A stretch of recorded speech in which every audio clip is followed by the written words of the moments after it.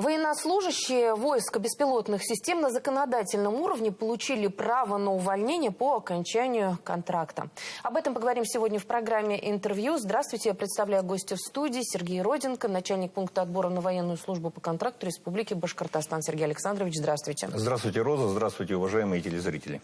Мы сегодня говорим с вами о военной службе, о службе по контракту. И вот одна из новостей, которая была в конце марта, о том, что военнослужащие войск беспилотных систем получили право. На законодательном уровне теперь закреплено увольнение по истечении контракта. Все верно? Да, действительно это так, хотя право у них было, это закреплялось в момент подписания контракта.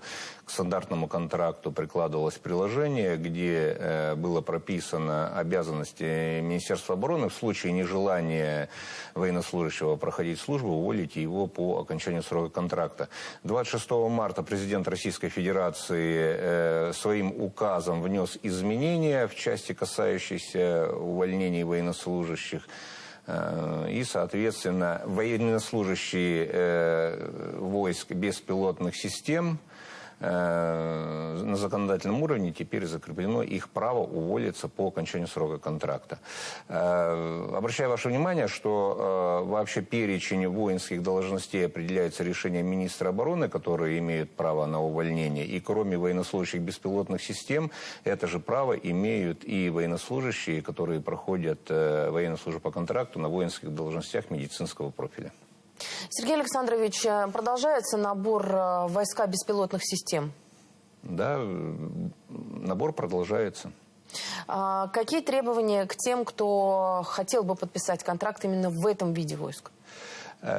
Требования по возрасту мы рассматриваем граждан до 45 лет. Там есть особенность именно для воинских должностей операторов FPV-дронов. У них возрастной ценз до 35 лет.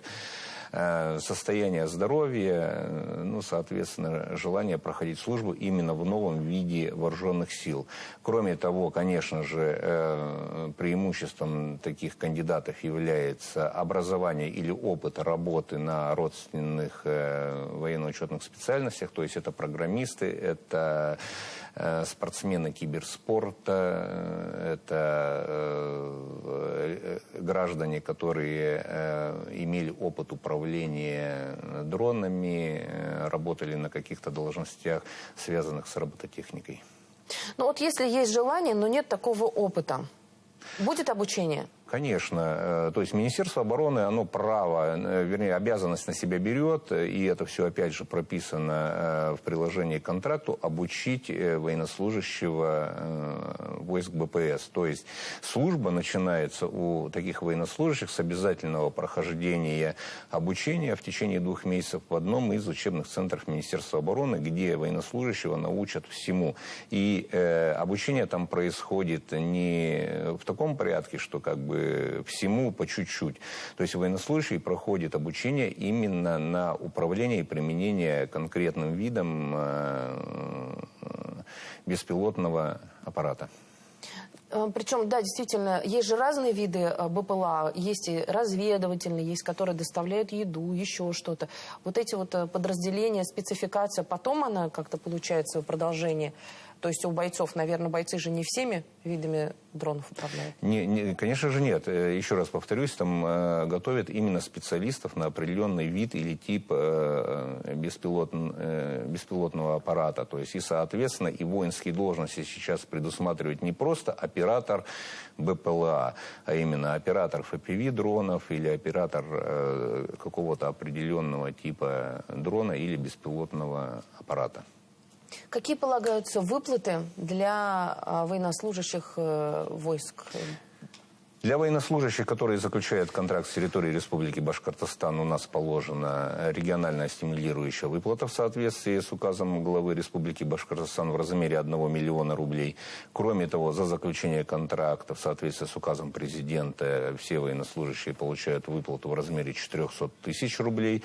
И, соответственно, денежное довольствие от 210 тысяч рублей и выше. Все зависит от воинского звания и, соответственно, от воинской должности. Кроме того, военнослужащие беспилотных систем дополнительно получают получают денежное вознаграждение за эффективность выполнения боевых задач, то есть за уничтожение техники, живой силы противника. Я знаю, что у военнослужащих беспилотных систем есть и другие льготы. К примеру, если студент решил подписать контракт, он может оформить академ-отпуск. Это одна из льгот. Какие еще есть? Ну, это не только военнослужащих войск беспилотных систем. Это любой военнослужащий по контракту имеет такие льготы. Просто для студентов вот, прохождение службы в беспилотных системах это наиболее перспективно и наиболее подходит данная воинская должность.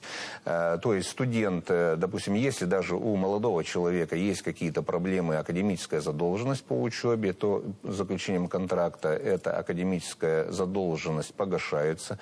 Он проходит службу в течение 1 года. Соответственно, учебное заведение за ним сохраняет место для обучения, и после увольнения с военной службы он восстанавливается и дальше проходит службу. При этом, если студент обучался не на бюджете, на коммерческой основе, то учебное заведение после увольнения его с контракта переводит его на бюджетное место. Но при этом еще и оказывают поддержку родным, близким, семьям участников СВО.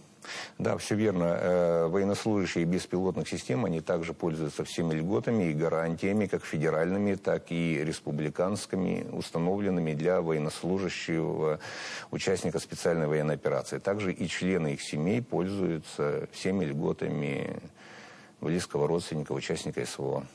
Как можно подписать контракт? Я имею в виду не только о жителях Уфы, я говорю о жителях и других населенных пунктов Республики Башкортостан. Куда нужно обратиться? Там же еще и медкомиссия нужна. Надо обратиться в военный комиссариат по месту жительства или в администрацию сельского поселения, либо муниципального образования Республики Башкортостан. Можно обратиться напрямую в Центр отбора граждан «Защитник», элеваторная 15, район мелькомбината. Прохождение всех отборочных мероприятий у нас организовано в Центре «Защитник» в режиме одного окна. То есть там есть возможность размещения иногородних кандидатов с проживанием, с бесплатным 3-разовым горячим питанием и, соответственно, с прохождением всех отборочных мероприятий. Кандидату необходимо только предоставить документы. В случае отсутствия каких-либо документов, соответственно, будут недостающие документы восстановлены. При этом там же можно решить какие-то организационные вопросы. Я правильно понимаю, Сергей Александрович, там можно и с приставами как-то, и с МФЦ, да, какие-то разрулить есть моменты, если у желающего подписать контракт? Да, конечно, на постоянной основе у нас присутствует там представитель Федеральной службы судебных приставов. В случае, если в отношении гражданина возбуждено исполнительное производство, он там же исполняет заявление, и по этому заявлению исполнительное производство прекращается. Кроме того, там подает он заявление на социальные льготы по линии Республики Башкортостан, обеспечивается банковской картой на выбор банка, ну и, соответственно, проходит медицинское свидетельствование, профессионально-психологический отбор. Сергей Александрович, а вообще в Республике Башкортостан не первый месяц идет набор в войска беспилотных систем.